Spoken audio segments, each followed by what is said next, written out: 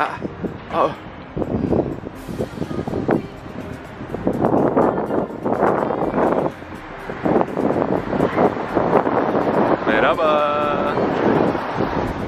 Yani çalışan biri zaten çıkıyor. Yok anladım, hayır İstanbul gibi diyorum. Hani İstanbul mesela çok hareketli ya. Burada öyle bir hareket yok. Zaten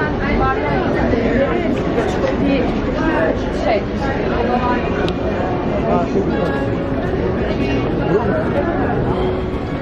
Hani yok yani ben de Gopro aldım. Ben de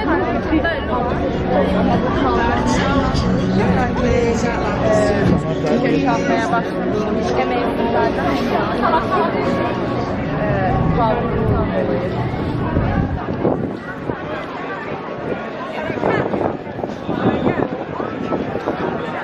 eğer tam sorunu sormasın.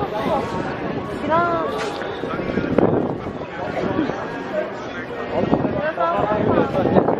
Gizem.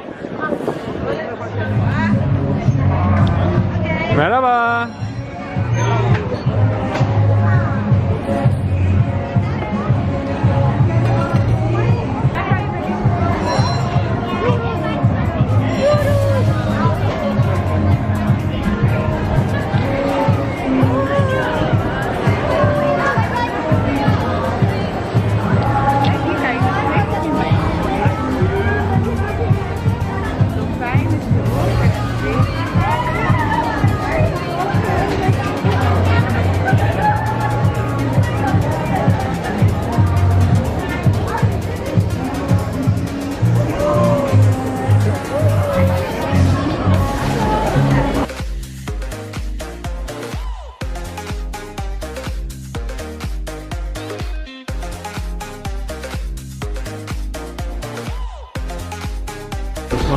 Gizem.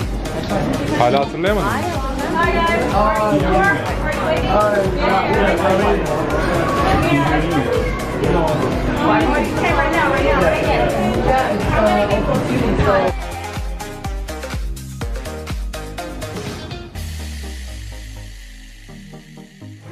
Atlas. Sen çocuk menüsünü yiyor oğlum. Merhaba, Sanfransisco'ya gidiyoruz. Neydi bunun adı ya? Bölgenin adı neydi? Fisherman'S Wharf diye bir bölgeye geldik. Bayağı meşhur. Şimdi de Baba Gump and Shrimp Company, bu Forrest Gump filminde geçen karides üzerine yemekler yapan bir restorana geldik, yemek yiyoruz. Peki Meral ne yiyoruz? Karides. Neredeyiz? Baba Gump. Gösterelim bari. Şöyle gösterelim. Baba Gump. Teşekkür ederiz. Forrest Gump'ı da çekelim buradan. Misafirimiz var. Birini ağırlıyoruz bugün. Aynen birini ağırlıyoruz. Ersin'in üniversiteden arkadaşını ağırlıyoruz. Evet. Doğru yeter arkadaşını siz de ağırlıyoruz. Doğru kızını ağırlıyoruz. Biz de ağırlamıyoruz. Aynen. Ya bizden bir fazla gelmiş sonuçta. Hocam ne yapıyorsun? Atlas tanıtıyordu burayı. Ersin ne yiyoruz? Söyle bakalım. Abi karides yiyoruz ama karidesin çeşidine ben karar veremedim. Çünkü çok açım. Şu anda da onu anlamaya çalışıyorum ne çeşidi var. Çok ilginç çeşitleri var.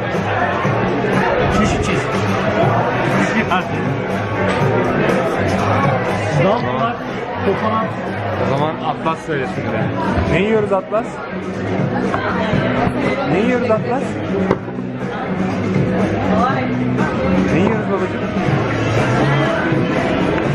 Abi Canım. para üstünü çok fazla almışım gereksiz yere. Kız yanlış para üstü vermiş, şu an fark ettim. Geçmiş olsun. Aynen.